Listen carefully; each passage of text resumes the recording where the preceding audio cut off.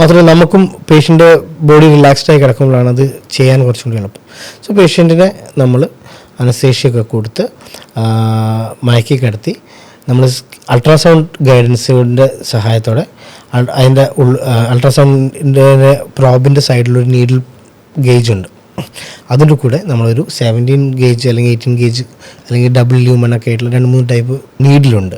ഈ നീഡിൽ വെച്ചിട്ട് നമ്മൾ ഗർഭപാത്രത്തിൻ്റെ ഉള്ളിലേക്ക്, ഗർഭപാത്രത്തിൻ്റെ സൈഡിൽ കൂടെ ആമാശയത്തിനുള്ളിലേക്ക് അല്ലെങ്കിൽ വയറിൻ്റെ ഉള്ളിലേക്ക് നമ്മൾ ഈ ഓവറീസ് നിൽക്കുന്ന ഭാഗത്തേക്ക് നമ്മൾ ഈ നീഡിൽ പോക്ക് ചെയ്ത് നമ്മൾ ഓരോ ഫോളിക്കിൾസ് ഈ അണ്ടം വളർന്നുള്ള കുമിളകൾ കുത്തിയിട്ട് അതിൽ നിന്ന് ഒരു സക്ഷൻ ഉപയോഗിച്ചിട്ട് നമ്മൾ അതിൻ്റെ ഉള്ളിലത്തെ ഫ്ലൂയിഡ് എടുക്കും.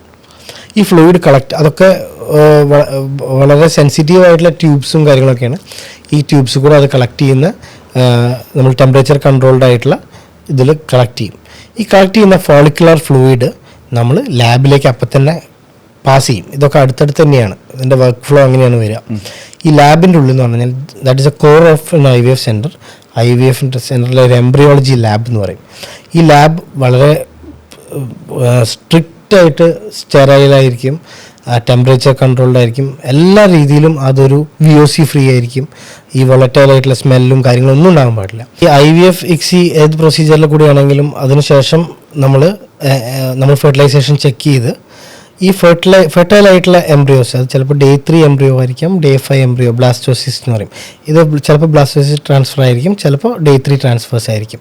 അതൊക്കെ നമ്മൾ കുറേ കാര്യങ്ങൾ നോക്കിയിട്ടാണ്. ഈവൻ ഇതിൻ്റെ എല്ലാം ഒരു കൂടുതൽ നമുക്ക് പറഞ്ഞു തരാൻ നമ്മുടെ എംബ്രിയോളജിസ്റ്റ് തന്നെയാണ്.